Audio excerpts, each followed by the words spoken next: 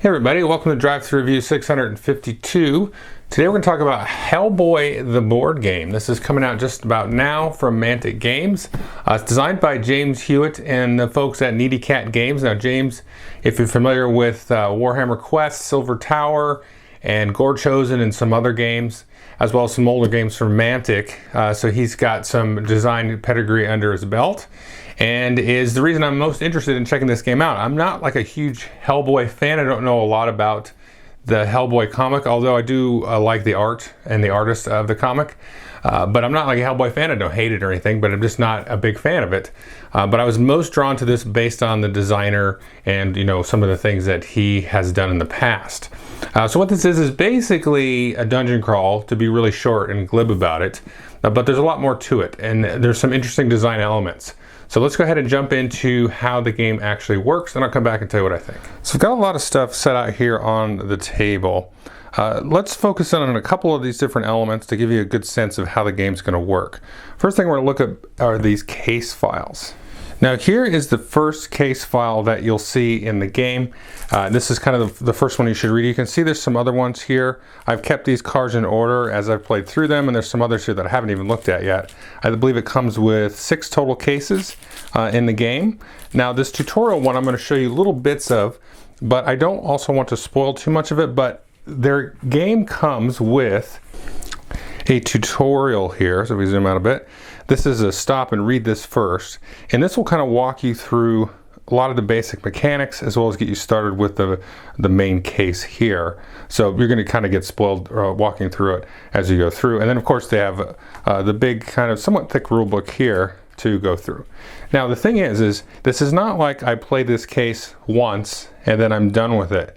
There is randomization in terms of the setup, in terms of how things might evolve through the game, and there are certain things that you'll do as you kind of walk through the cards of this case file that you may or may not actually trigger. So if you play through it again, maybe you find the item, you don't find the item in time, this kind of thing, then you can play through the case again and it'll work out a little bit differently.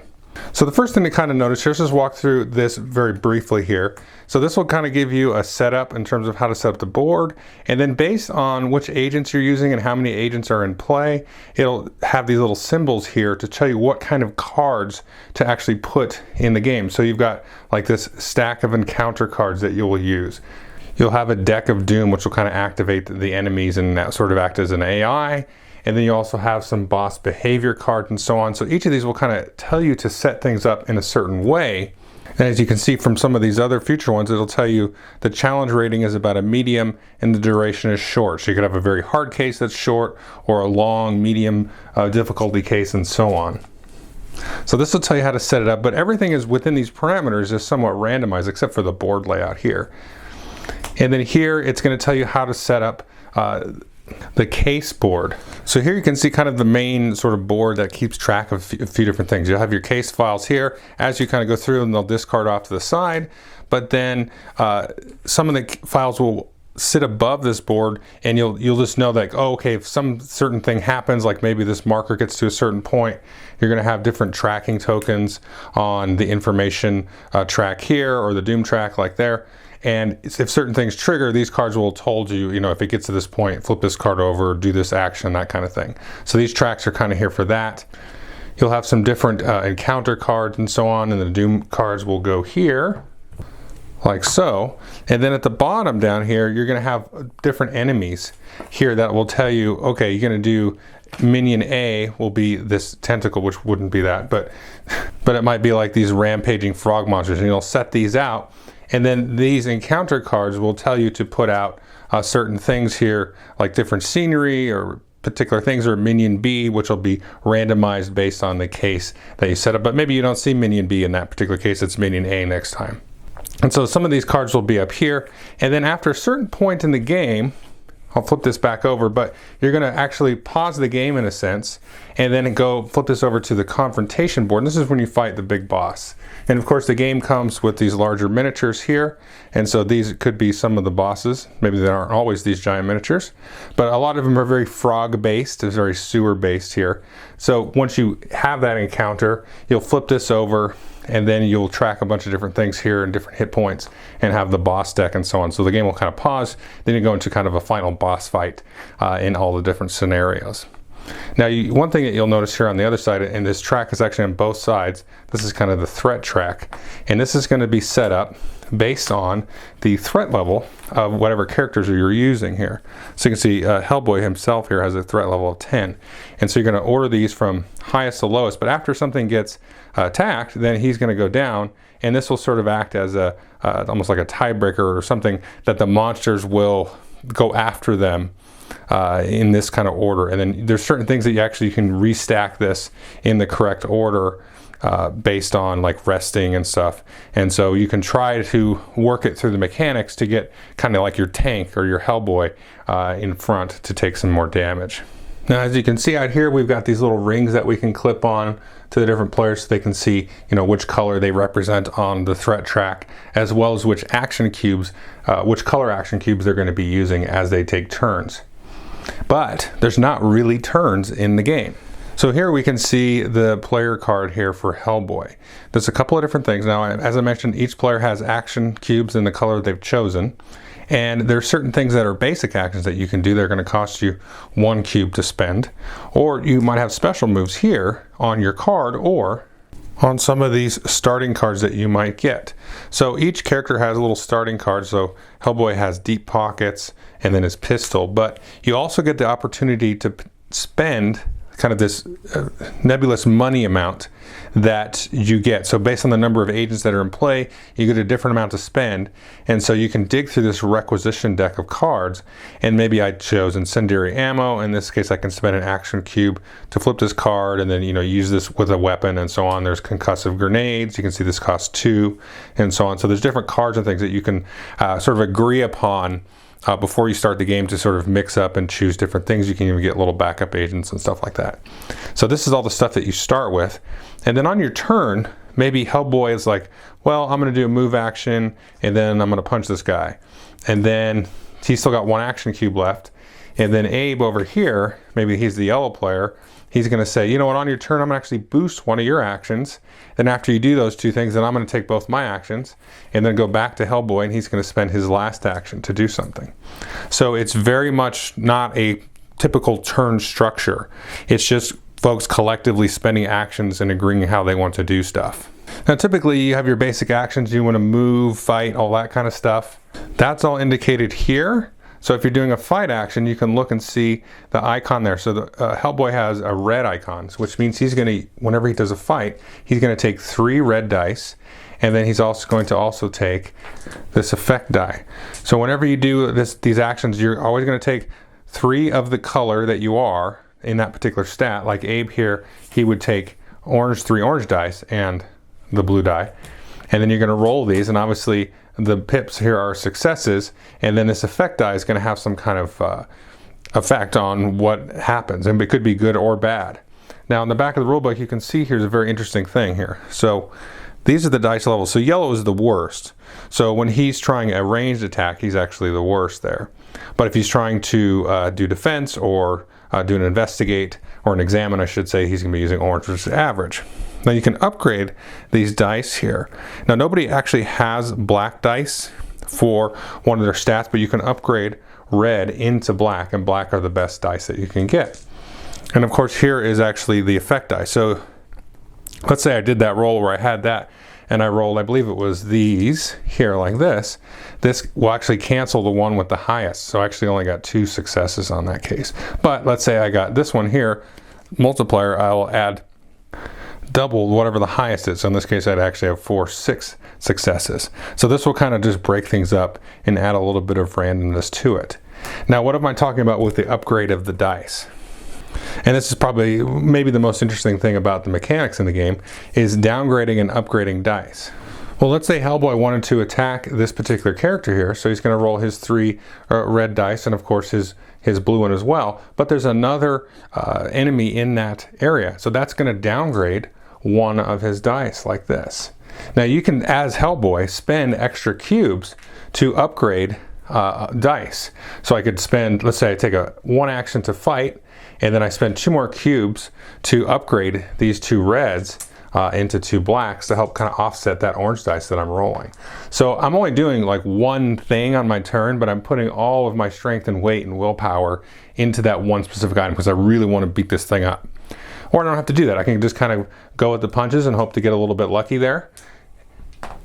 Or I could even have Abe or any other character here spend some of their cubes to help upgrade their dice. And that goes the same for defense. So if I'm getting jumped over here, then maybe a friend can spend extra dice here or extra cubes to help upgrade my defense. That, you know, maybe I'm almost dead or something, and I really want to sort of counteract that. So you can sort of spend these cubes back and forth as you see fit. So the overall gist of the game is you're going to start off with an enemy phase. So any enemies that are on the board will activate at the beginning of the game. There's not usually any enemies. Sometimes there is. And then the agents will go through and they'll, you know, spend their action cubes as they see fit. Then you'll have a Doom phase where you'll pull a card off the deck of Doom, and then you'll see what it says here. Whoops. So it'll say advance the Doom track, spawn a minion B in the same area as the agent whose target priority markers at the back of the queue, and so on. So they'll do different bad things. Oh, I should say, before the Doom track goes, you can have a rest phase where you can actually heal up and so on, but that'll actually advance the Doom track even more. So you're taking time to rest, but you might want to heal up. And you can only do that if there's no enemies on the board anywhere.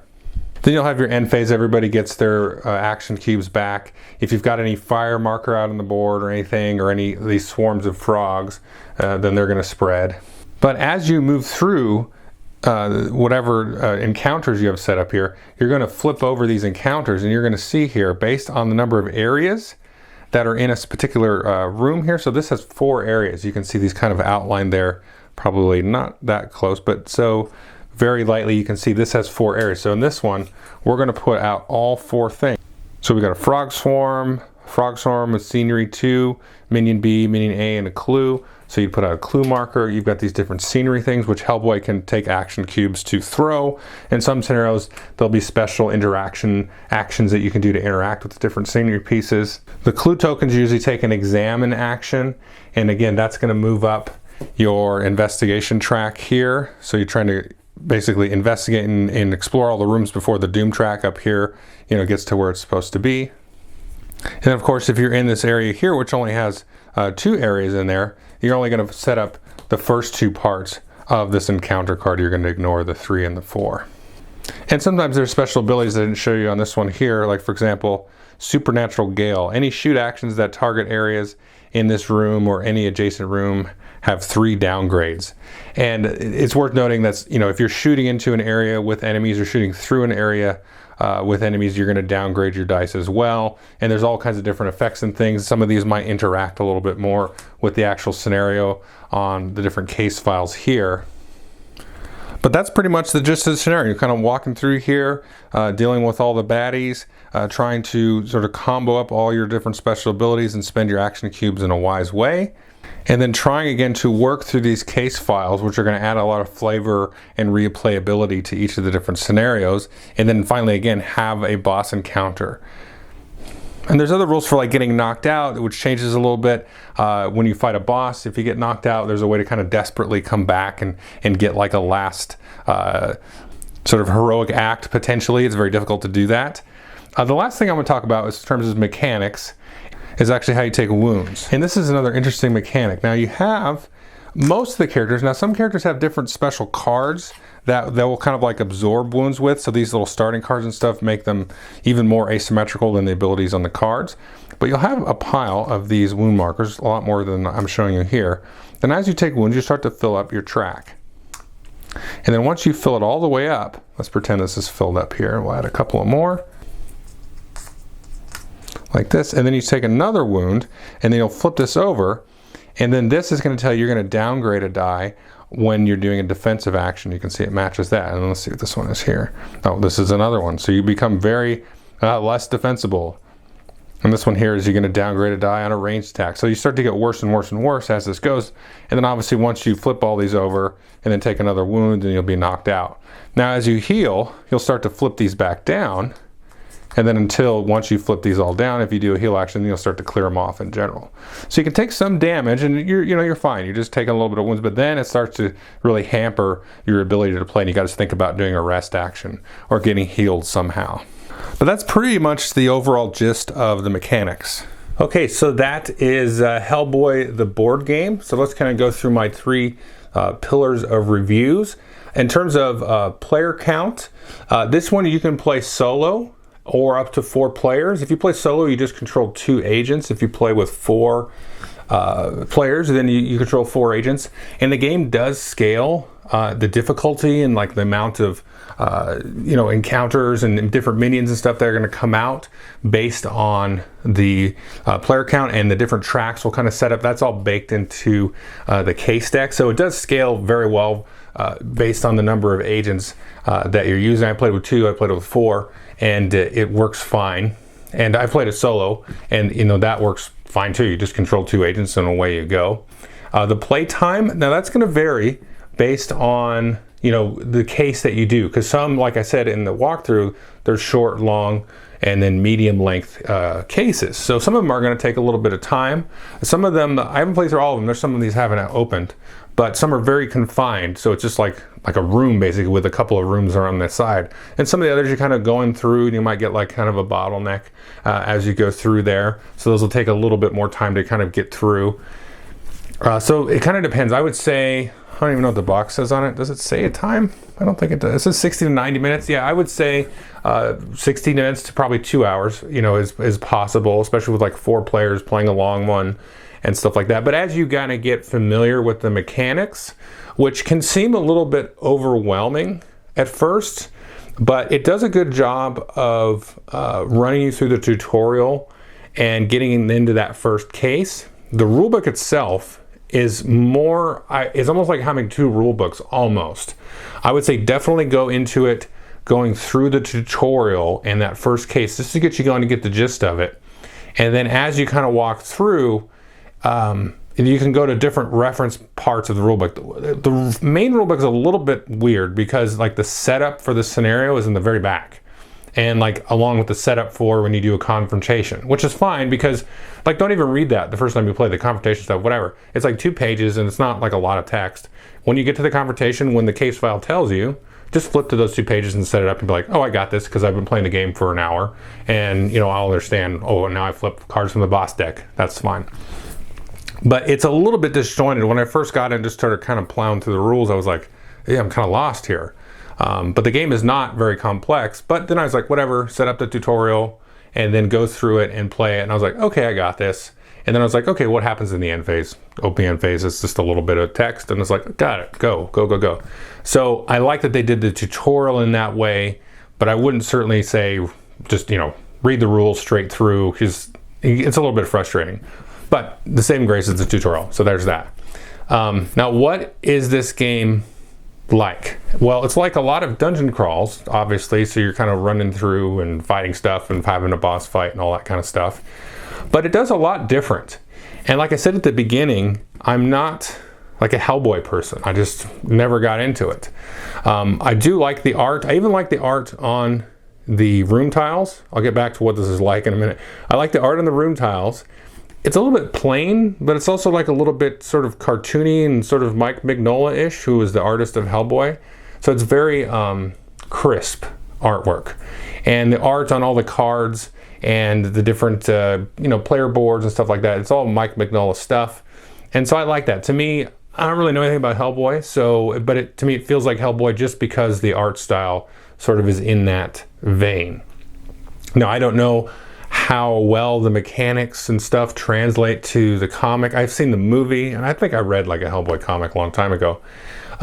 It seems right, but it's hard for me to really say because I'm not really that invested in the comic and everything. But it seems like in the ballpark, so I give it that. Now, like I said at the beginning, the mechanics and the designer is what really had me more interested in this game. And this really does a lot of very interesting things. You think of a dungeon crawl, it's like Descent or Imperial Assault or Gloomhaven or whatever, those different games.